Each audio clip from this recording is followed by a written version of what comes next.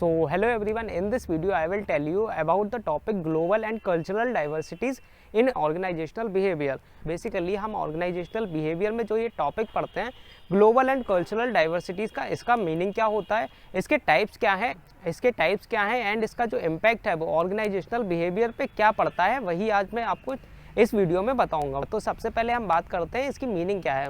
तो इसकी जो मीनिंग है वो बहुत ही ज़्यादा इजी है, बस आपको एक शब्द की मीनिंग क्लियर होनी चाहिए और वो शब्द है डाइवर्सिटी। डाइवर्सिटी का मतलब आपको पता होना चाहिए, देन आपको ये पता चल जाएगा कि ग्लोबल एंड कल्चरल डाइवर्सिटीज़ होता क्या है। तो डाइवर्सिटी शब्द का मतलब होता है कि एक चीज़ दूसरे से कितनी अलग है। फॉर एग्जांपल हमारा जो इंडिया है उसमें मेजॉरिटी ऑफ पीपल जो है हिंदी बोलते हैं, बट अगर हम बात करें जो है ऑस्ट्रेलिया या अमेरिका की, तो वहाँ पर जो है मोस्टली लोग जो है इंग्लिश बोलते हैं। तो ये क्या हो गया, लैंग्वेज के बेस पर डाइवर्सिटी हो गई इंडिया की एंड अमेरिका या ऑस्ट्रेलिया की। तो अब हम बात करते हैं कि जो डाइवर्सिटी है वो कितने टाइप की होती है। तो डाइवर्सिटी जो है बेसिकली दो टाइप की होती है, जिसके अंदर भी हम कुछ पॉइंट्स को डिस्कस करेंगे। जिसमें से जो सबसे पहले टाइप है डाइवर्सिटी का वो होता है ग्लोबल कल्चरल डाइवर्सिटी। इसमें ना ऐसा होता है कि हम समझते हैं कि एक कंट्री दूसरी कंट्री से कितनी ज़्यादा अलग है, या फिर जो है एक कंट्री जो है जितनी भी कंट्रीज़ हैं उनसे कितनी ज़्यादा अलग है। बेसिकली यही हम समझते हैं ग्लोबल कल्चरल डाइवर्सिटी में। वहीं अगर मैं बात करूं डाइवर्सिटी का जो सेकंड टाइप की, वो होता है कल्चरल डाइवर्सिटीज़ इन आ कंट्री, मतलब एक ही कंट्री में कितनी ज़्यादा डाइवर्सिटीज़ हैं वो हम पढ़ेंगे। तो ग्लोबल कल्चरल डाइवर्सिटी जो है वो बेसिकली 6 टाइप की होती हैं, होने को तो काफ़ी ज़्यादा हो सकती है, बट यहाँ मैं केवल 6 पॉइंट्स के बारे में बात कर रहा हूँ जो कि मोस्टली आपके एग्जाम में हो सकता है पूछे जाएँ। जिसमें से जो सबसे पहला पॉइंट है वो होता है इंडिविजुअलिज्म वर्सेस कलेक्टिविज्म। इंडिविजुअलिज्म का मतलब होता है कि जो बंदा खुद के लिए ही सिर्फ काम करता है, एंड कलेक्टिविज्म का मतलब होता है जो बंदा थोड़ा समूह या किसी ग्रुप के लिए भी काम करता है, तो वो चीज़ जो है कलेक्टिविज्म कहलाती है।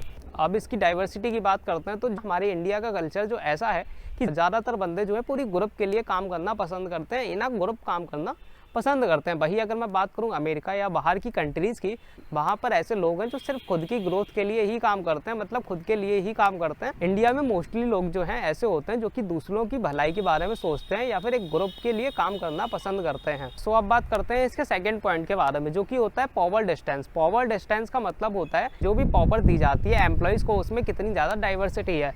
फॉर एग्जाम्पल हमारे इंडिया में जितने भी एम्प्लॉयज़ वगैरह काम करते हैं किसी कंपनी में, उनको इतनी ज़्यादा पावर नहीं दी जाती है। वहीं अगर मैं बात करूं बाहर कहीं कंपनी की, यूएस वगैरह की, तो वहाँ पर जो है काफ़ी लोगों को पावर टू टेक डिसीजन लिया जाता है। एंड इसका जो तीसरा पॉइंट है वो होता है अनसर्टेनिटी अवॉइडेंस।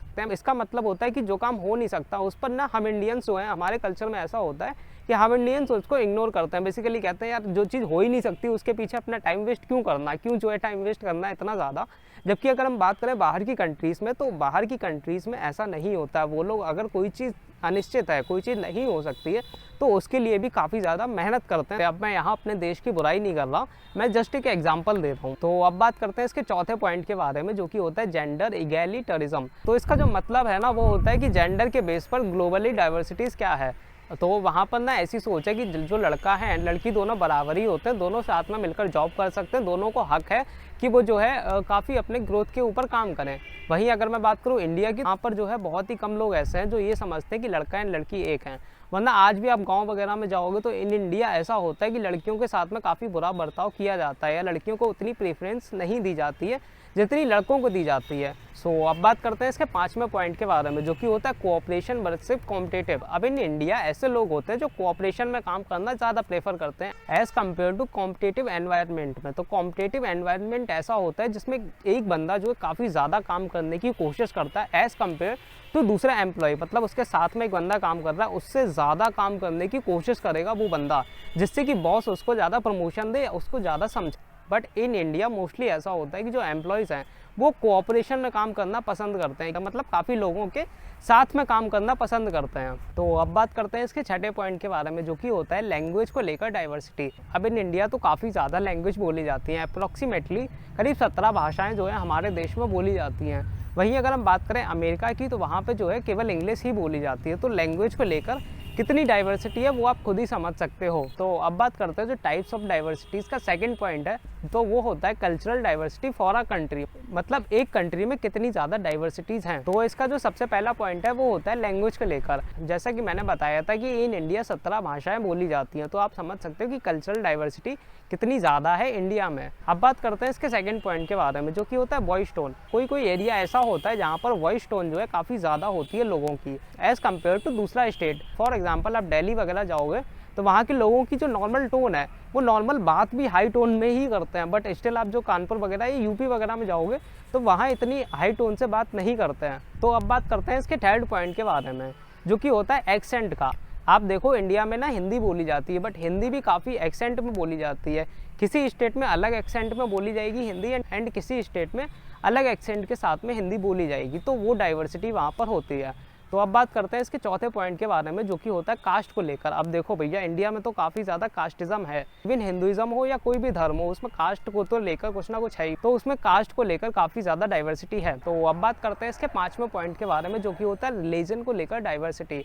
अब रिलीजन को लेकर डाइवर्सिटी तो इंडिया में कितनी ज़्यादा है वो सभी को पता है, तो इसको मैं काफ़ी ज़्यादा एक्सप्लेन नहीं करूँगा। तो अब बात करते हैं ग्लोबल एंड कल्चरल डाइवर्सिटी का जो इम्पैक्ट है वो ऑर्गेनाइजेशनल बिहेवियर पे क्या पड़ता है। अब इतनी देर से हम जो गाथा पढ़ रहे हैं, जो टाइप्स हम पढ़ रहे हैं, वो पढ़ क्यों रहे हैं, उसका इफेक्ट क्या पड़ता है ऑर्गेनाइजेशनल बिहेवियर पे, वो हम कुछ पॉइंट्स के थ्रू समझेंगे। अब इसमें जो सबसे पहला पॉइंट है वो आता है लर्निंग का। इसको आप एक एग्जांपल के थ्रू समझ सकते हो। आप मान लो कि आप एक ऐसी कंपनी में काम कर रहे हो जहाँ पे काफ़ी ज़्यादा लोग जो हैं हिंदी बोलते हैं, बट आपको हिंदी नहीं आती है, आप तमिल में बोलते हो, आपको तमिल आती है, आप तमिल में ही समझते हो, आपको हिंदी आती ही नहीं है कहीं से भी, ना आपको हिंदी आती है ना आपको इंग्लिश आती है। अब आप उस केस में क्या करोगे, आप तो वो चीज़ों को सीख नहीं पाओगे ना जो वो लोग सीख रहे हैं। अब वो काफ़ी अच्छे से सीख पा रहे हैं क्योंकि उन्हें हिंदी लैंग्वेज आती है, उनके अंदर लैंग्वेज को लेकर डाइवर्सिटी नहीं है, बट आप में वो डाइवर्सिटी है। तो इसीलिए हम इस टॉपिक को पढ़ते हैं कि डाइवर्सिटीज़ को कैसे दूर किया जाए। एंड इसका जो सेकंड पॉइंट है वो आता है एक्सपीरियंस एंड नॉलेज का। अब देखो कुछ लोग ऐसे होते हैं जिनका जो कल्चर है उससे ही उनको काफ़ी ज़्यादा प्रोफेशनलिज्म मिल जाता है, मतलब कि उनकी जो पर्सनैलिटी है वो ही काफ़ी ज़्यादा प्रोफेशनल होती है, काफ़ी ज़्यादा अच्छी होती है। बट वहीं अगर मैं बात करूँ कुछ और लोगों की जिनकी पर्सनैलिटी वगैरह इतनी अच्छी नहीं होती है, तो वो इसीलिए होती है क्योंकि उनका नॉलेज एंड एक्सपीरियंस काफ़ी ज़्यादा अलग होता है। तीसरे पॉइंट के बारे में, जो कि होता है डिस्क्रिमिनेशन का।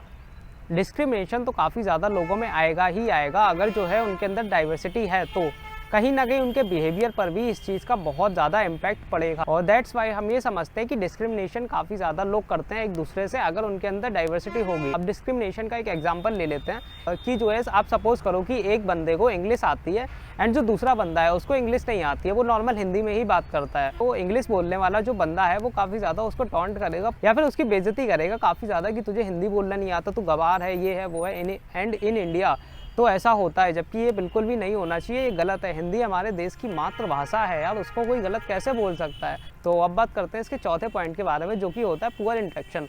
अब देखो लोगों में अगर डाइवर्सिटी होगी काफ़ी ज़्यादा तो उनके बीच में इंटरेक्शन अच्छे से नहीं हो पाएगा, वो एक दूसरे से अच्छे से इंटरेक्ट नहीं कर पाएंगे। फॉर एग्जांपल मान लो कि एक ही कंपनी में अलग अलग लैंग्वेज बोलने वाले बंदे काम करते हैं, कोई तमिल में बोलता है, कोई हिंदी में बोलता है, कोई इंग्लिश में बोलता है, तो उनके बीच में जो इंटरेक्शन है वो यार कैसे अच्छे से हो पाएगा। कोई तमिल में बोलेगा तो हिंदी वाले को समझ ही नहीं आएगा, कोई हिंदी में बोलेगा तो उसको इंग्लिश वाले को समझ नहीं आएगा, वो कहेगा भाई तू कुछ भी बोल रहा है यार, मेरे पल्ले ही नहीं पड़ रहा क्या बोल रहा है क्या नहीं बोल रहा। एंड इसका जो पांचवा पॉइंट है वो होता है अथॉरिटी एंड ट्रेनिंग। अगर लोगों के अंदर काफ़ी ज़्यादा डाइवर्सिटी है तो वो अथॉरिटी को अच्छी तरीके से मैनेज कर नहीं पाएंगे। सो आई होप आपको ये टॉपिक समझ में आया होगा। एंड इस टॉपिक से रिलेटेड आपकी कोई भी क्वेरी या कोई भी सजेशन है या किसी भी टाइप का कोई भी फीडबैक या कोई भी सजेशन देना है तो वो आप इजीली मुझे कमेंट सेक्शन में जाकर दे सकते हो। एंड इस वीडियो के जितने भी नोट्स हैं या इस टॉपिक के जितने भी नोट्स हैं वो आपको डिस्क्रिप्शन बॉक्स में मिल जाएंगे, आप इजीली वहाँ से डाउनलोड कर सकते हो। Thank you everyone.